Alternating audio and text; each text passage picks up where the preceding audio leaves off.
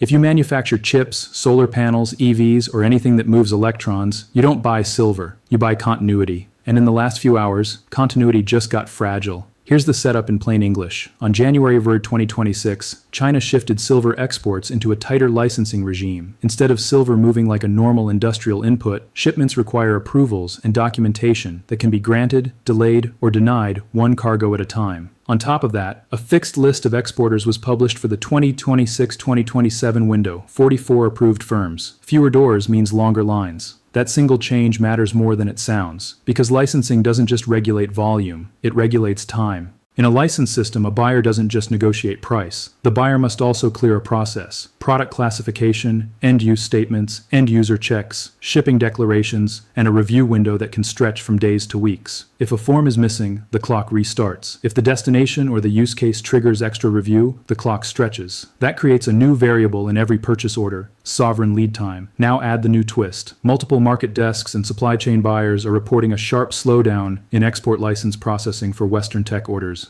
That is not the same thing as an official total ban announcement. But in a just-in-time world, a delay behaves like a shutdown. When your factory has days of paste, powder, or bonding wire on hand, paperwork becomes the bottleneck. So why would approvals slow right now? Because the demand inside China has changed. The newest N-type solar lines typically use higher silver loadings than older generations. Data center build-outs and high-performance packaging also lean on silver's unmatched electrical and thermal conductivity. When domestic pull strengthens, the simplest way to protect local supply is to tighten the valve at the export window. This is what an export break looks like in real life. Not a headline, a queue. And the queue is showing up in the price. We're watching a two-price market form. The paper price set on major futures venues can print one number, while the physical price required to actually source metal prints another. In recent sessions, Shanghai has traded at a large premium over Western benchmarks. Reports have put that premium in the double-digit dollars per ounce range. That gap is a signal. Holders close to supply are demanding more to part with real inventory. Here's the part that confuses people. Paper can fall while physical stays tight. A futures market can drop because traders de-risk, margins rise, or leverage positions get forced out. That's paper. Physical doesn't respond instantly because factories don't shut off demand in one afternoon. They replace "we'll buy later" with "we need it now." So you can see both at once: a violent paper correction and a stubborn physical premium. When a premium persists, three things usually follow. First, arbitrage dies. You can't simply buy cheap here and ship there if export approval is uncertain and timing is controlled. Even if you have the cash, you may not have the permission. Second, industrial buyers panic earlier. A consumer can wait, a production line can't. So procurement shifts from optimized cost to secure availability, and that alone can lift real-world demand. Third, the inventory math becomes visible. Structural deficits don't matter until they do.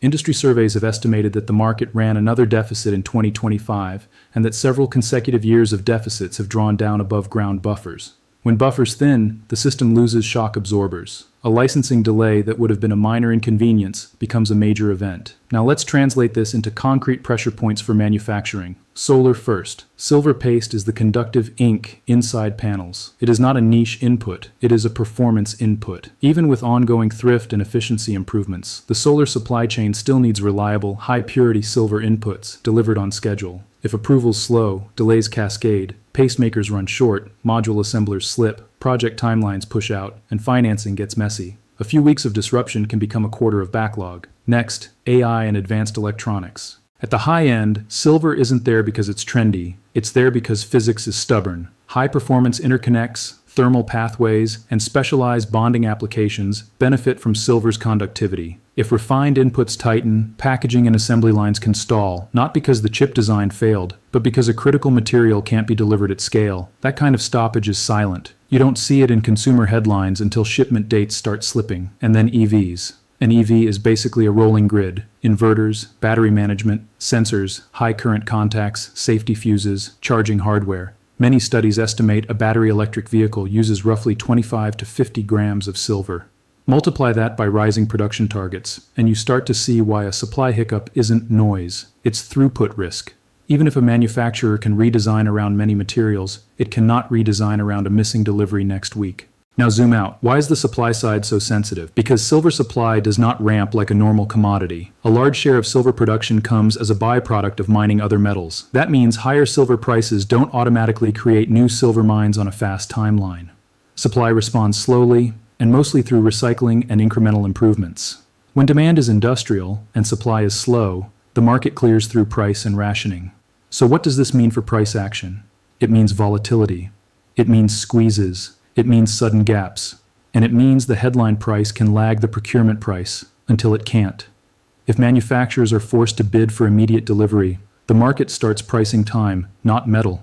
That's when you see nearby spreads tighten, the cost of borrowing metal rise, and premiums that refuse to collapse. In that environment, the price isn't a number, it's an allocation mechanism. This is why some analysts are calling it a swing supplier moment for silver. If a country that controls a major share of refining capacity can slow exports through licensing, it effectively sets the rhythm of global availability, even if mine output hasn't changed. Now, what should you watch over the next 72 hours? Watch the premium. If Shanghai stays well above Western pricing, the physical tightness is real. Watch the flow. In a licensed system, the throughput is the story. Watch inventory trends at major Western hubs. Declines matter more than daily candles. Watch lease rates and nearby spreads. When metal is scarce, the cost of borrowing it rises. Watch corporate language. If big manufacturers start talking about supply assurance, buffer stock, or alternate sourcing, that's the canary.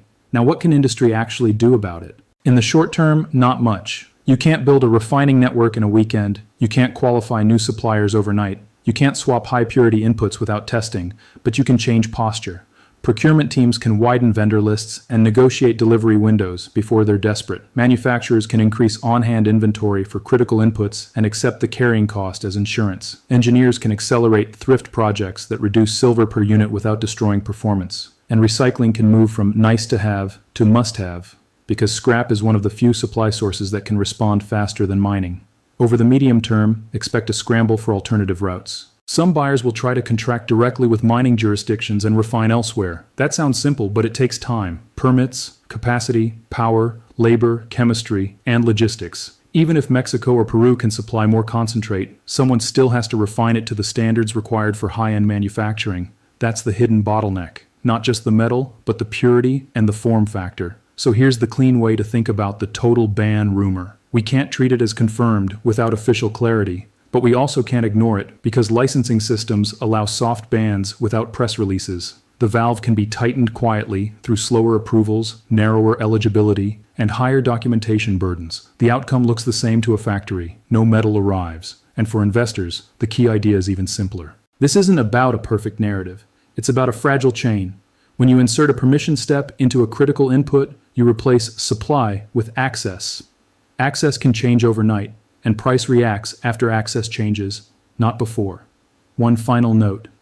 There is a difference between confirmed policy and fast-moving market chatter. The confirmed part is the tighter export regime and the restricted exporter list. The uncertain part is whether the latest slowdown is temporary congestion, stricter review, or a deliberate pause. But you don't need perfect certainty to manage risk. You need a plan. Here's a practical plan. Assume longer lead times, assume wider premiums, assume more price gaps, and assume that the next major move could come from logistics, not charts. This is not financial advice, it's a reality check. Because in 2026, silver isn't just a hedge. For modern industry, it's a dependency. And dependencies don't negotiate politely. If you're watching for the next market open, remember this. The first signal won't be a headline. It'll be a premium that won't fade, a delivery date that slips, and buyers who stop asking how much and start asking how soon. That's the break in the supply chain, live.